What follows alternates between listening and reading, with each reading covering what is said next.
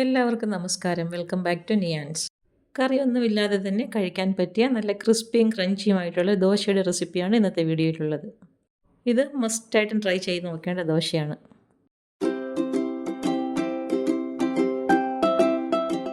ഇതെങ്ങനെയാണ് തയ്യാറാക്കുന്നത് നോക്കാം. ആദ്യം നമുക്ക് ദോശയ്ക്കുള്ളിൽ വയ്ക്കാനുള്ളൊരു പൊടി തയ്യാറാക്കാം. അതിന് വേണ്ടി 2 ടേബിൾ സ്പൂൺ ഉഴുന്ന് പാനിലേക്ക് ഇട്ട് കൊടുക്കുന്നുണ്ട്. അതിൻ്റെ കൂടെ തന്നെ ഒരു 4 വറ്റൽ മുളകും കൂടി ചേർത്ത് കൊടുത്ത് നന്നായിട്ടൊന്ന് വറുത്തെടുക്കണം.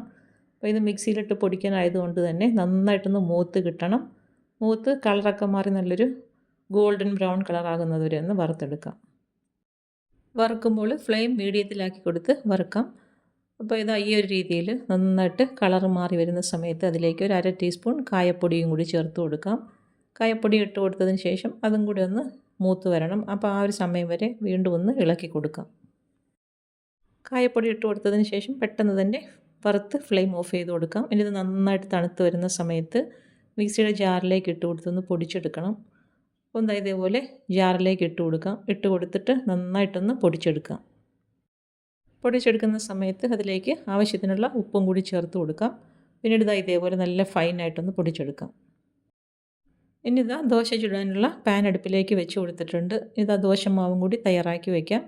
മാവ് തയ്യാറാക്കി വെച്ചതിന് ശേഷം നമുക്ക് ലേസ് റെഡിയാക്കി എടുക്കണം. അപ്പോൾ ഒരു പ്ലേറ്റിലേക്ക് ലേസോ അല്ലെങ്കിൽ ബിങ്കോ ഏതായാലും മതി. ഇതേപോലെ കവർ ചെയ്തിട്ട് കൊടുക്കാം. ഇനി കൈ കൊണ്ട് നല്ലതുപോലെ ഇതൊന്ന് പൊടിച്ചെടുക്കണം. അത് ഈ ഒരു രീതിയിൽ പൊടിച്ചെടുത്തിട്ടുണ്ട്. ഇനി അത് മാറ്റി വയ്ക്കാം.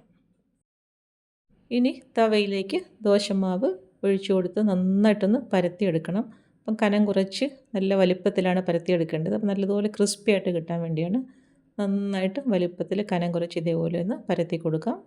ഇനി ഇതിലേക്ക് കുറച്ച് നെയ്യ് ഒഴിച്ചു കൊടുക്കണം.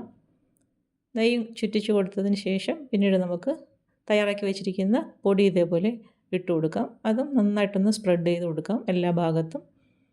ഈ ഒരു രീതിയിൽ നന്നായിട്ട് സ്പ്രെഡ് ചെയ്ത് കൊടുത്തതിന് ശേഷം ദോശ നല്ലതുപോലെ ഒന്ന് മൂത്ത് വരണം. മൂത്ത് വരുന്ന സമയത്ത് നമുക്ക് അടുപ്പിൽ നിന്ന് മാറ്റാറാവുന്ന സമയം പൊടിച്ച് വെച്ചിരിക്കുന്ന ലേസും കൂടി ഇതിലേക്ക് ഇട്ട് കൊടുക്കാം. നമുക്ക് ആവശ്യമുള്ള അത്രയും ഇതുപോലെ നന്നായിട്ടൊന്ന് വിതറി കൊടുക്കണം. ലേസ് ഇട്ട് കൊടുത്തതിന് ശേഷം പെട്ടെന്ന് തന്നെ ഇത് രണ്ടായിട്ട് ഫോൾഡ് ചെയ്ത് കൊടുത്ത് അടുപ്പിൽ നിന്ന് മാറ്റണം. ഇതേപോലെ നിറയെ വിതറി കൊടുക്കാം.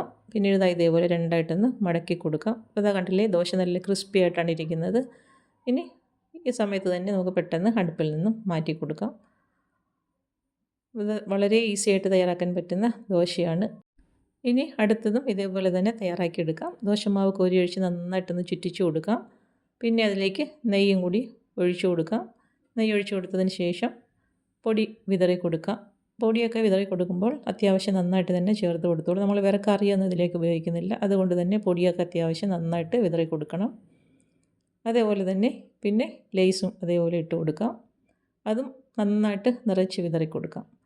ഇനി നേരത്തെ ചെയ്തതുപോലെ തന്നെ ഒരു ഭാഗത്ത് നിന്ന് കമഴ്ത്തി ഇതേപോലെ രണ്ടായിട്ടൊന്ന് ഫോൾഡ് ചെയ്തെടുക്കാം.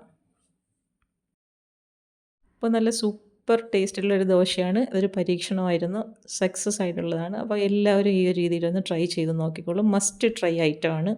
നല്ല ക്രിസ്പി ആൻഡ് ക്രഞ്ചി ദോശയാണ്. അപ്പോൾ തീർച്ചയായിട്ടും ഈ ഒരു രീതിയിലൊന്ന് തയ്യാറാക്കി നോക്കും.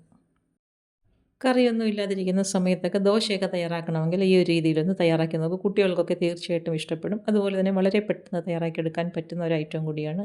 അപ്പോൾ തീർച്ചയായിട്ടും ഈ ഒരു രീതിയിലൊന്ന് ട്രൈ ചെയ്ത് നോക്കിക്കോളൂ. അപ്പോൾ ഇന്നത്തെ വീഡിയോ ഇത്രയേ ഉള്ളൂ. ഇഷ്ടമായ ലൈക്ക് ചെയ്ത് സബ്സ്ക്രൈബ് ചെയ്ത് സപ്പോർട്ട് ചെയ്തേക്കൂ. വീണ്ടും അടുത്ത വീഡിയോയിൽ കാണുന്നത് വരെ bye from Niyans. Thanks for watching.